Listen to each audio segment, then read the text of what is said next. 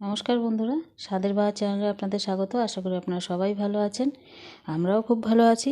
তা আজকে নিয়ে চলে এসেছি বাঙালির অতি প্রিয় একটা খাবার, মাছ মাংস খাওয়ার পরে শেষ পাতের চাটনি। আমরা তো টমেটোর চাটনি ঘরে সবসময় করে খাই, আমিও করি, কিন্তু আজকে আমি এই চাটনিটা কিভাবে করব আপনাদের দেখিয়ে দেব।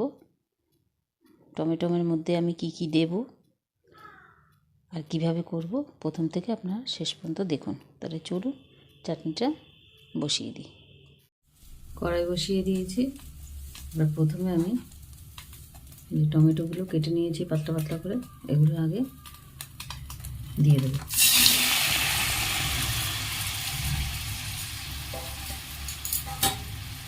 দিয়ে সামান্য জল দিয়ে এটা সেদ্ধ করে নেব, একটু নুন দিয়ে জল দিয়ে,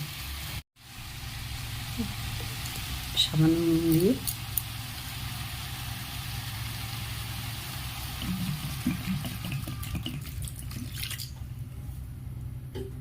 জল দিয়ে এবার সেদ্ধ করে নেব।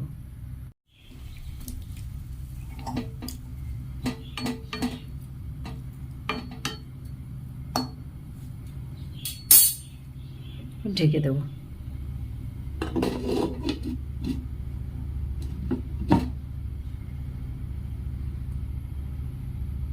5 মিনিট পর ফিরে আসছি।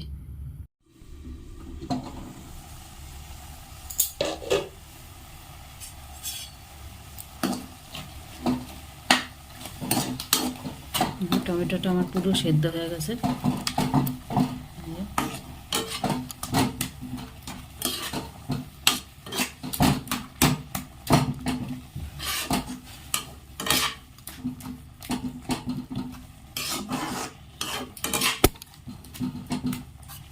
নামিয়ে নেব।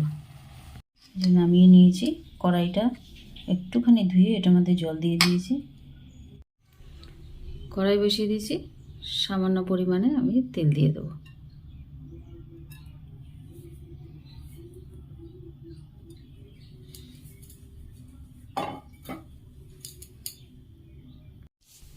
তেলের মধ্যে একটা তেজপাতা দিয়ে দেবো,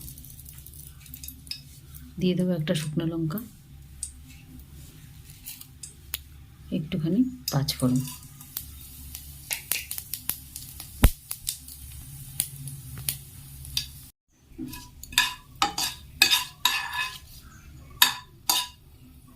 ফোড়নটা হয়ে গেছে। টমেটোটা আমি দিয়ে দেবো।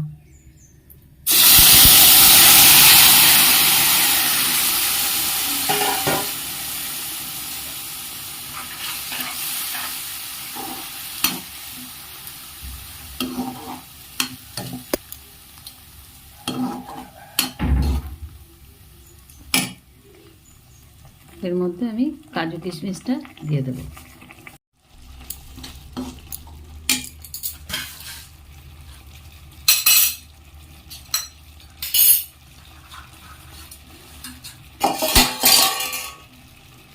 কাজু কিশমিশটা দিয়ে দেবো।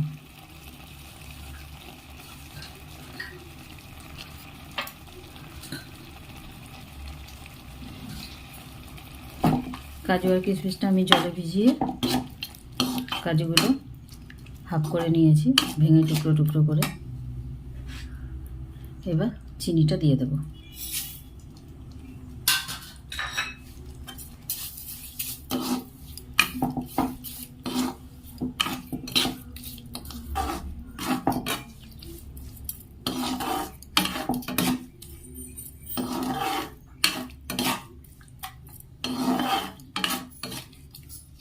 দেখুন চিনি দেওয়ার সঙ্গে সঙ্গে কীরকম পাতলা হয়ে গেছে, কালারও চেঞ্জ হয়ে যাবে। চিনিটা গলা পর্যন্ত অপেক্ষা করব।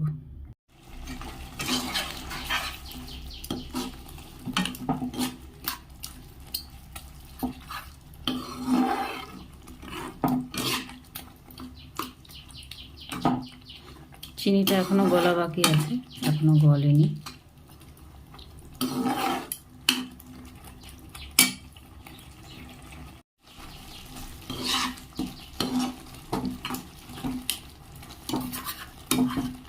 তৈরি হয়ে গেছে আমার চাটনি, নামিয়ে নেব।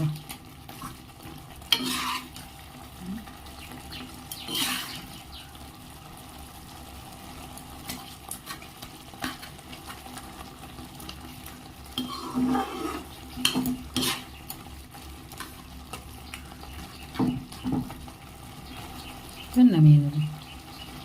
যে তৈরি হয়ে গেছে মুখরোচক চাটনি, মাছ মাংস খাবার শেষ পাতে এই ধরনের চাটনি হলে তো কথাই নেই।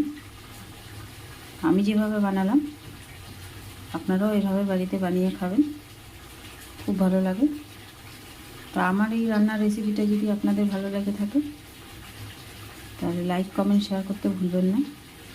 আর নতুন বন্ধুদের বলছি, যারা এখনও আমার চ্যানেলটা সাবস্ক্রাইব করেননি প্লিজ আমার চ্যানেলটা সাবস্ক্রাইব করে দেবেন, তাহলে যখনই আমি কিছু বানাবো আপনাদের কাছে সবার আগে পৌঁছে যাবে। তো আজকের মতন এই পর্যন্তই, আবার আসবো নতুন কিছু নিয়ে। নমস্কার।